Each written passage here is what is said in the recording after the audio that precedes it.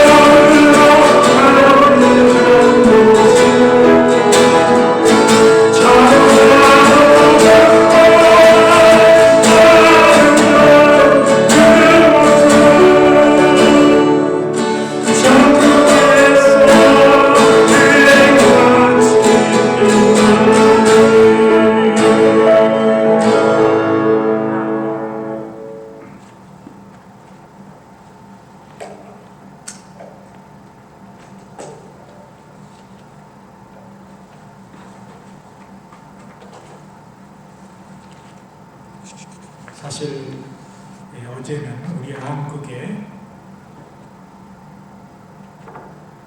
81번째 맞이하는 광복절이었습니다. 우리가 다 아는 대로 1945년 8월 15일 일제 주권을 빼앗겼던 우리 대한민국은 기나긴 36년간의 일본의 식민 통치 기간을 마치고 마침내 해방을 맞이하였습니다. 우리 부모님 세대는 일제 식민 지하를 견디다가 해방을 맞이함으로 그 얻었던 자유를 아마도 더욱 실감나게 느꼈으리라 저는 생각합니다. 사실 우리가 그리스도인으로서 생각해보면 하나님의 놀라운 섭리와 은혜였습니다. 우리 수많은 민족의 기도와 또 자기 목숨을 들여 나라를 구하고자 했던 독립투사들의 그런 희생이 있었기에 우리 나라가 다시 주권을 얻었던 것입니다. 아마 어둠 같은 일제치하에서 광명의 빛으로 나왔다고 해서 우리는 이날을 광복절이라 명했습니다. 그런데 해방 직후에 우리 민족은 갑자기 주어진 자유를 너무 남용하여서 방종과 탈선의 사회로 치달았습니다. 그리고 사상적 논쟁으로 사회가 이미 남쪽에서 좌와 우로 분열이 일어났던 것입니다. 일제의 치하에서는 사상의 차이를 감수하며 나라의 독립을 위해 하나가 되었다가 막상 해방이 되자 자기가 가지고 있는 주관적 생각이 앞섬으로 말미암아 서로 옳다고 주장하여 극한 대립을 하였던 것입니다. 이 사상적 대립으로 인하여서 우리 민족의 가장 비극적인 사건인 6.25가 5년 후에 일어났습니다. 그러나 우리는 이런 시련들을 또 견뎌서 이제 80여 년 후에 오늘날 한국 사회는 세계 사람들이 놀라워할 정도로 변하고 또 세계에서 10대 경제국 안에 드는 그런 일이 우리에게 다가왔습니다. 지난번에 우리 백 박사님이 50년대 초에 이곳 미국에 처음 오셨을 때 한국이란 나라를 다른 사람들이 세계에서 스리랑카보다도 못 사는 세계에서 가장 두 번째로 못 사는 나라라는 그런 얘기를 들었다는 것을 저는 들었습니다. 우리 나라는 그러나 이 80년이 채 안 되어서 우리는 이제 세계적으로 문화적으로나 여러 가지 강국의 대열에 들어서고 있습니다. 아마도 이것은 하나님의 커다란 은혜와 섭리가 우리와 함께 있음을 우리는 부인할 수 없는 것입니다.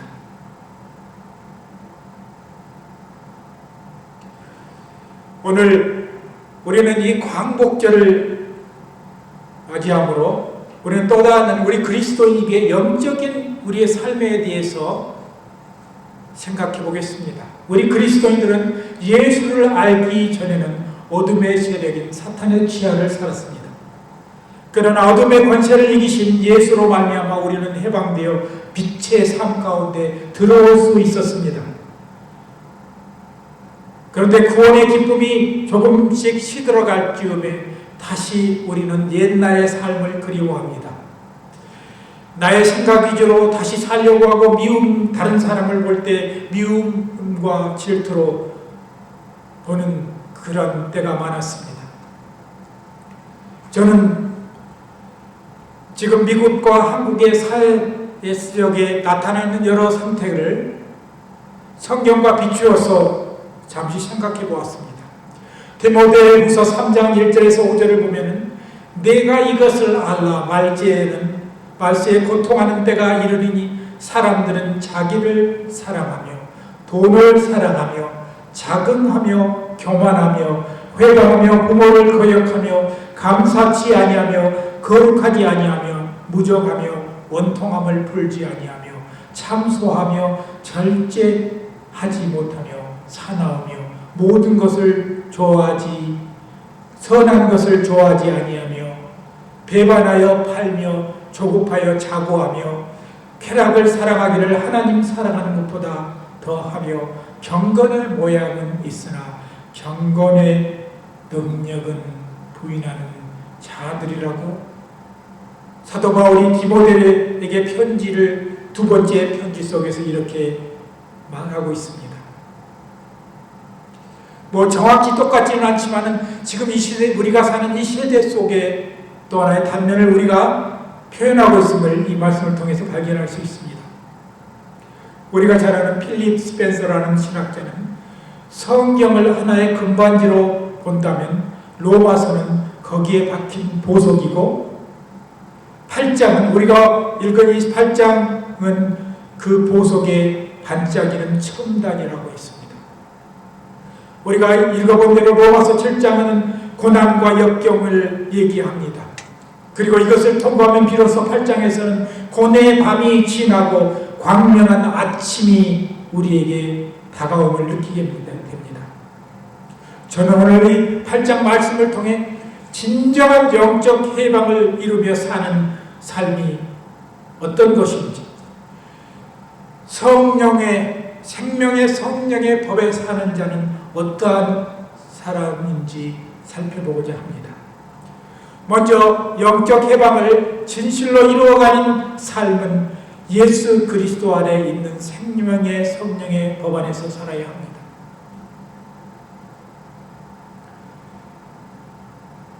1945년 8.15 해방된 이후엔 우리를 통치했던 일본의 법이 더 이상 대한민국의 국민을 주관할 수 없었던 것처럼 그리스도 안에 있는 자는 사탄이 더 이상 정죄할 수 없습니다. 그래서 오늘 사도 바울은 로마서에 담대하게 이렇게 기록하고 있는 것입니다. 그러므로 그리스도 예수 우리 주 안에 있는 자에게는 결코 정죄함이 없나니 이는 그리스도 안에 있는 생명의 성령의 법이 죄와 사망의 법에서 너를 해방하였음이라고 선언하고 있는 것입니다. 2절에 이 해방이라고 표현한 엘르테로센이라는 말은 부정과거형으로 이미 단번에 모든 것이 다 노임받았음을 뜻하는 것입니다. 우리 그리스도인들은 그렇게 우리 그리스도를 믿는다면 우리는 영적으로 영원한 삶에 들어온 그런 해방을 가진 그런 영적인 사람이라는 것을 잊지 말아야 합니다. 우리가 아는 대로 이 크리스찬이라는 뜻은 그리스도에게 붙어 있는 자, 그리스도 안에 있는 자를 말하는 것입니다. 과거 아프리카의 한 노예시장에서 어떤 사람에게 팔렸던 소년이 있었습니다. 한 자선가가 그 소년의 자유를 찾아주기 위해 당시 거액의 돈을 주고 그를 샀습니다. 소년은 그 사람이 자신을 부려먹으려고 사는 줄 알고 두려워했습니다. 하지만 자선가는 그 소년에게 해방 문서를 보여주고 그것을 찢어주며 너는 이제 완전히 자유다라고 말하였습니다. 그 소년은 감격해 스스로 그 자신을 구해준 사람에게 자원해서 종이 되기를 기뻐하며 따라갔습니다. 이것은 제 종로를 타던 우리가 예수 그리스도의 십자가의 대속으로 말미암아 값없이 영적 해방을 얻은 은혜를 뜻하는 것입니다. 그렇게 오늘 우리 모든 성도들은 내가 그리스도를 내 마음속에 품고 있는 한 나는 영적으로 해방된 자라는 것을 담대히 선포할 수 있습니다. 물론 그것은 자랑스러운 것은 아니지만 그리스도께서 그 핏값을 주고 우리를 사서 노예로부터, 죄의 노예로부터 해방시켜 준 것입니다. 우리가 두 번째, 생명의 성령의 법 안에 사는 사람들은 영적 해방의 기쁨이 사라지면 죄와 사망의 법을 그리워하는 경우가 가끔 나타납니다. 여기 서 있는 저에게도 마찬가지 있었던 경험입니다. 사탄은 우리가 한번 예수 그리스도 안에서 하나님의 자녀가 되었다고 해서 포기하지 않습니다. 틈만 있으면 우리를 유혹하고 우리를 죄에 빠지게 합니다. 때로는 우리의 마음을 약하게 해서, 우리의 몸을 약하게 해서, 또한 다른 사람이 나를 조롱한다고 해서 그렇게 우리는 해방의 기쁨이 사라지고 다른 사람들을 질시하고 미워하는 그런 가운데 들어가기도 합니다. 제가 20대 성경책 다음으로 많이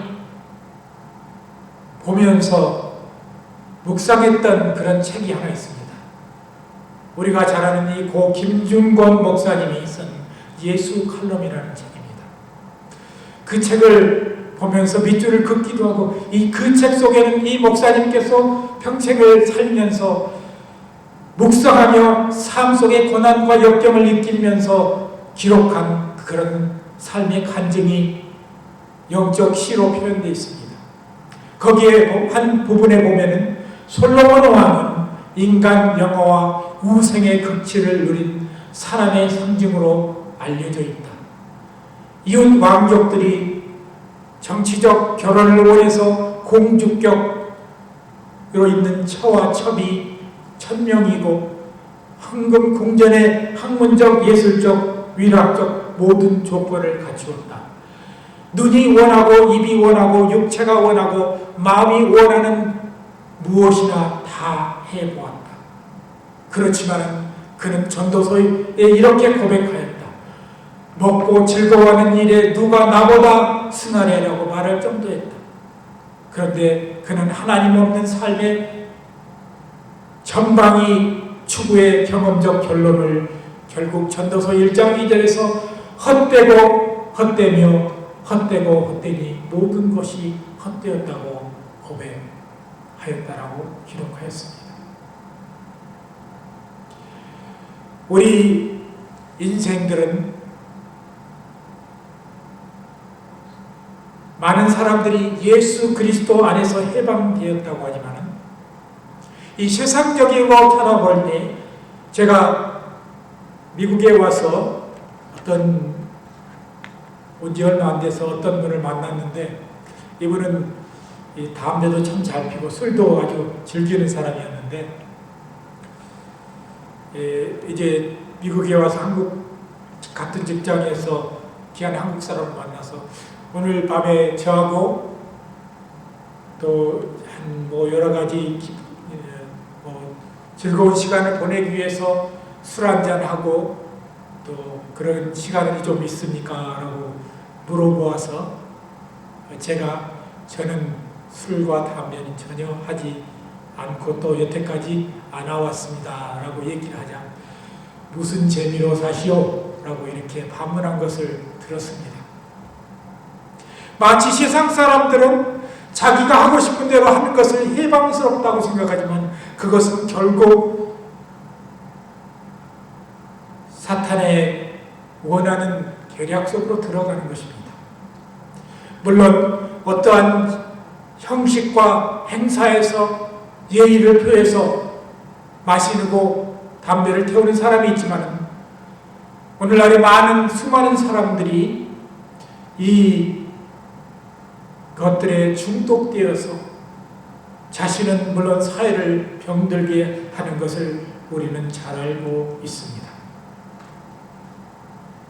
우리는 이것이 해방이 아니라 오히려 속박된다는 사실을 우리는 잊지 말고, 그리스도 안에서 때로는 유혹이 있고 죄로 죄를 범하면 조금은 기쁨이 일어날 것 같은 그런 생각이 들 때마다 우리는 사탄의 노예가 되어갈 수 있다는 그런 사실을 우리는 깨달아야 하는 것입니다.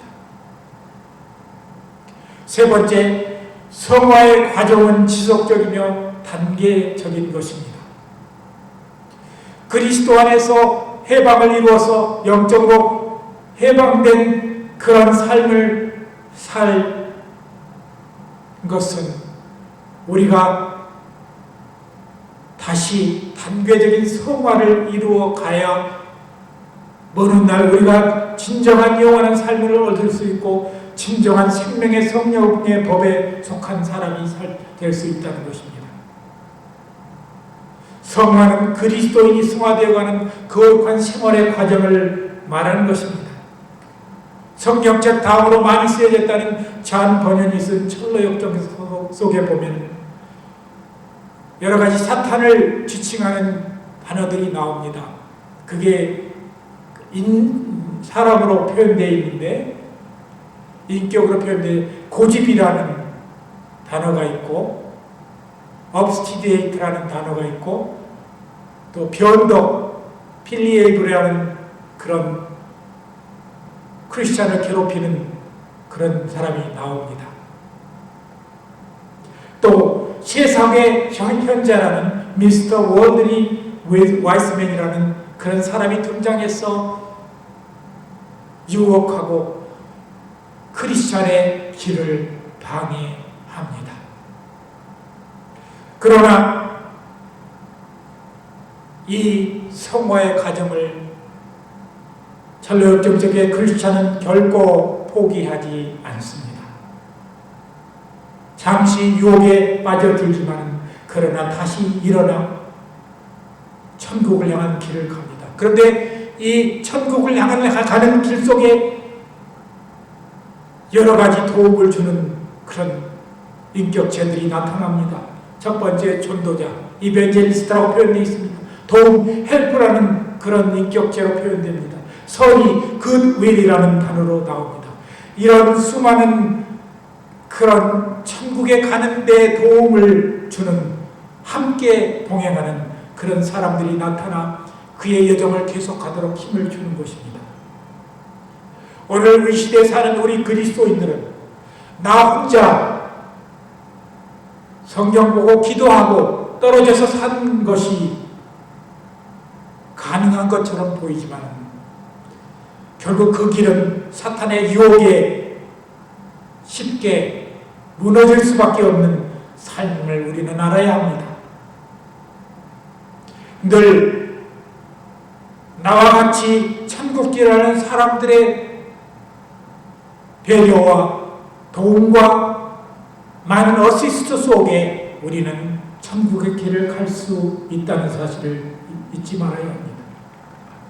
그리고 우리는 늘 그들과 함께 한 단계씩 변화되어가는 그런 사람들이 되어야 하는 것입니다. 네 번째, 우리가 가는 거룩한 우리가 길은 하나님의 말씀과 성령의 주관하심으로 가능합니다. 앞서 디모데후서 3장 5절의 말씀에 언급한 대로 경건의 모양은 있으나 경건의 능력을 부인하는 자의 의미는 성령의 주관함이 없어서 영적 영향력이 없는 사람을 말하는 것입니다. 우리는 성령의 능력을 제한하거나 소멸하지 말고 항상 성령의 임재와 역사를 인정하고 성령의 역사에 우리 영혼과 몸을 맡기는 그런 성도가 되어야 하는 것입니다. 오늘날 이 성령의 능력을 자꾸 부인해가고 성령의 임재를 제한하는 그런 신앙인들도 많습니다. 그러나 우리의 영의 삶은 하나님의 성령이 우리와 함께 하시며 그분의 놀라운 능력과 도우심이 있어야 우리가 주 안에서 올바른 영적인 삶을 살아갈 수 있는 것입니다. 이제 말씀을 마치겠습니다. 우리가 1945년 이후에 해방된 조국에서 참된 해방을 누릴 수 없었던 사람이 많았던 것처럼 우리 영적인 사람도 이미 해방된 천국 시민이 된 우리를 향해서 사탄은 그것을 누리지 못하고 참소하고 우리에게 올무를 씌웁니다.